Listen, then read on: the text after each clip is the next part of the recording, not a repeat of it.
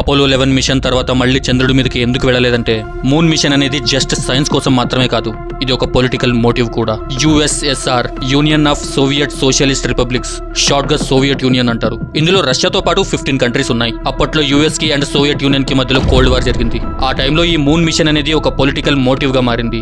మేమే ఫస్ట్ అని చూపించాలి అని అనుకున్నారు, సాధించారు. కానీ లక్ష్యం పూర్తయ్యాక గవర్నమెంట్ ఫోకస్ మార్చేసింది. మార్స్ అండ్ స్పేస్ స్టేషన్ మీదకి ఎక్కువగా ఆసక్తి చూపించింది, మూన్ ని పక్కన పెట్టేసింది. అంతేకాదు చంద్రుడి మీదకి వెళ్ళకపోవడానికి ఇంకొక మెయిన్ రీజన్ కాస్ట్. మొత్తం అపోలో ప్రోగ్రామ్ కి అయిన ఖర్చు $25 బిలియన్. ఇప్పటి ఇన్ఫ్లేషన్ కి అది $260 బిలియన్. అంటే అది మన ఇండియన్ రూపీస్ లో 21 లక్షల కోట్లు. అప్పుడైతే అమెరికాకి ఒక టార్గెట్ ఉంది, సోవియట్ యూనియన్ మీద గెలవాలి అని. సో బానే ఖర్చు పెట్టింది.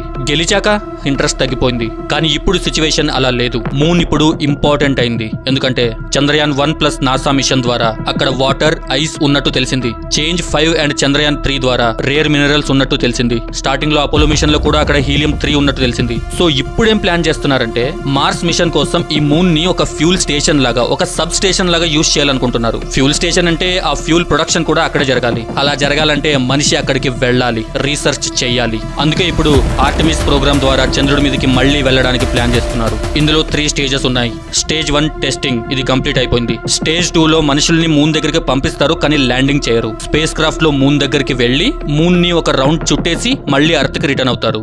ఈ మిషన్ ఈ ఫిబ్రవరి 2026 లోనే స్టార్ట్ అవ్వాలి. కానీ రాకెట్ లో లిక్విడ్ హైడ్రోజన్ ఫ్యూల్ లీక్ అవడంతో ఈ మిషన్ ని మార్చ్ కి షిఫ్ట్ చేశారు. చివరికి స్టేజ్ 3 లో హ్యూమన్స్ మూన్ సర్ఫేస్ మీద ల్యాండ్ అవుతారు. మనిషి అడుగు మళ్ళీ చంద్రుడి మీద పడుతుంది. మూన్ మిషన్ అంటే కాంపిటీషన్ కాదు, ఇట్ ఈస్ హ్యూమన్ అంబిషన్. మనిషి పుట్టింది భూమి మీదే, కానీ అతని కలలు ఎప్పుడూ ఆకాశం వైపే.